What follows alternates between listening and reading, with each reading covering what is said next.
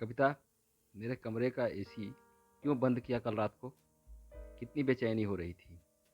हमारे घर में पूरी रात एसी चले तो भी हम बिल की चिंता नहीं करते।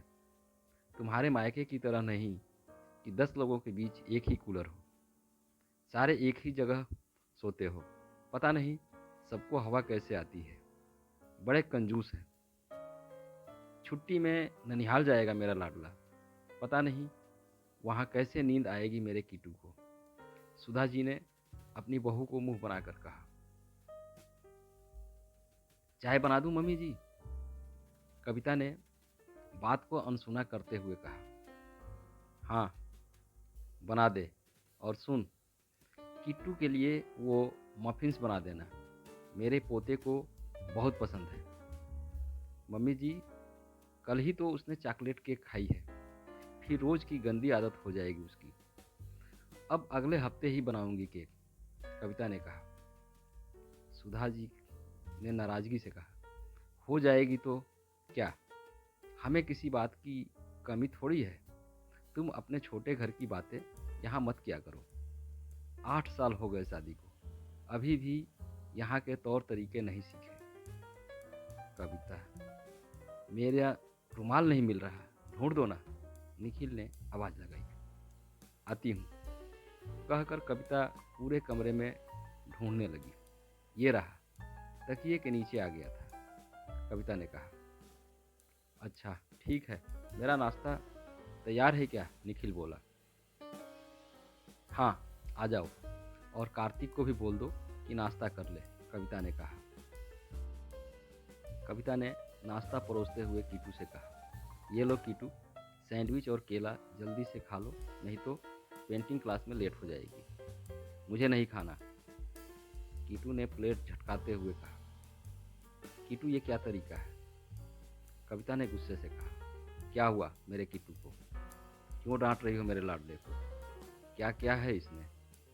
सुधा जी ने कहा। दादी, मम्मी ने कल मुझे डांटा और मेरे बैग से पैसे भी ले लिए, कीटू ने रोते हुए कहा। सुधा जी ने गुस्से से कविता को कहा।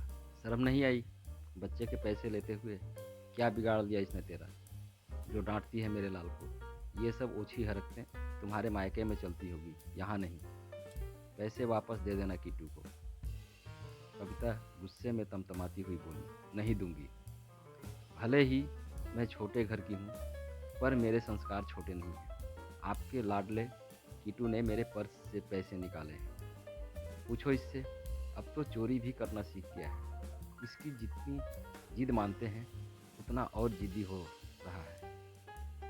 सही किया बहू तुमने, मैं होता तो और कड़ी सजा देता, कविता के ससुर जी ने पूजा घर से आते हुए कहा। और सुधा, बहू ने एसी मेरे कहने पर बंद किया था।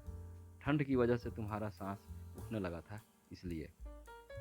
बहू को छोटे घर की छोटी सोच वाली बोलती हो। तुम्हारी खुद की सोच कितनी छोटी हो गई है। इतने सालों से वो इस घर में रह रही है, सबका ध्यान रखती है, सब जिम्मेदारी निभाती है। असल में तो वही मालकिन है इस घर की।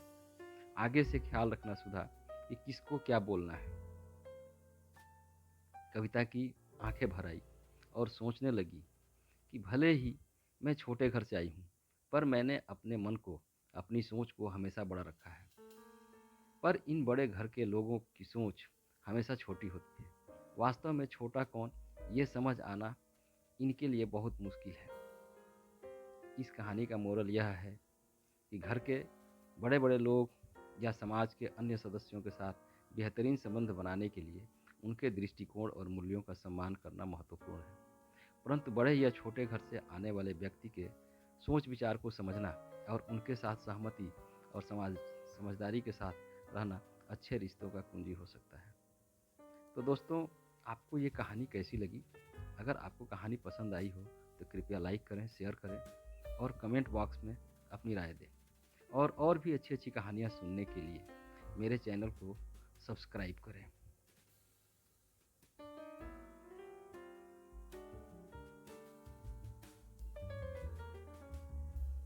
धन्यवाद।